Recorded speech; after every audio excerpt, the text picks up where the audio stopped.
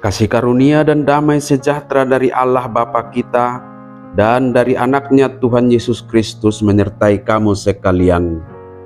Amin. Shalom, saudara-saudari sahabatku semua di dalam nama Tuhan Yesus. Firman Tuhan yang menyapa kita hari ini, hari Selasa tanggal 15 Oktober 2024, tertulis di dalam kitab Ayub pasal 17 ayat 3. Mari sahabatku semua kita simak dan renungkan firman Tuhan yang menjadi kekuatan dan inspirasi untuk menjalani hari ini demikian. Biarlah engkau menjadi jaminanku bagimu sendiri. Siapa lagi yang dapat membuat persetujuan bagiku? Uabahe ma parhakungan, ho matahe mangapuau, tung isema dukon niho na olo martopak tangan doho tahu.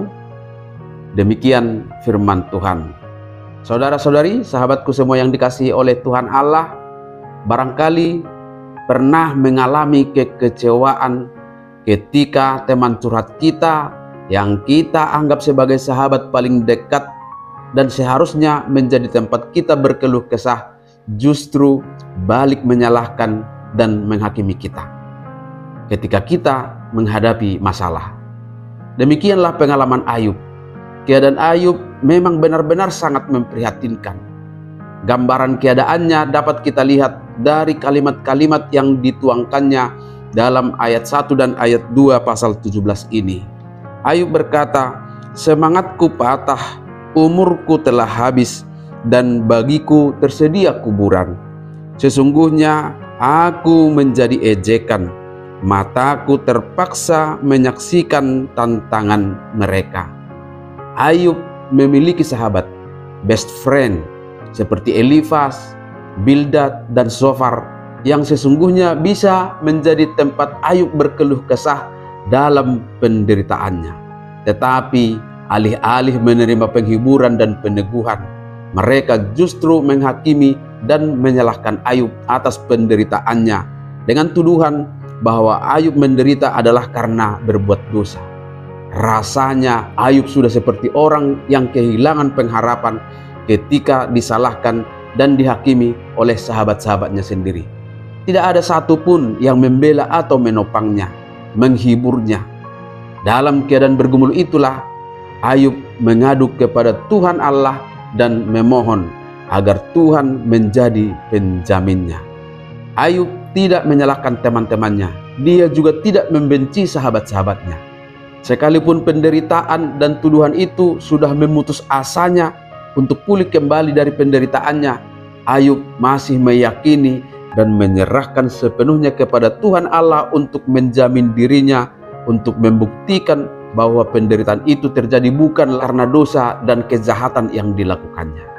Sahabatku terkasih, dalam hidup ini kita pun terkadang harus menghadapi situasi di mana seolah-olah semua jalan tertutup. Tidak ada yang bisa mengerti atau menolong kita.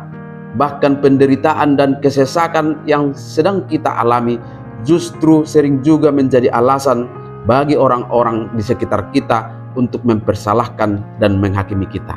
Namun dalam kerapuhan dan kelemahan kita diajak untuk mengarahkan hati kepada Tuhan yang setia dan sanggup menjamin kehidupan kita.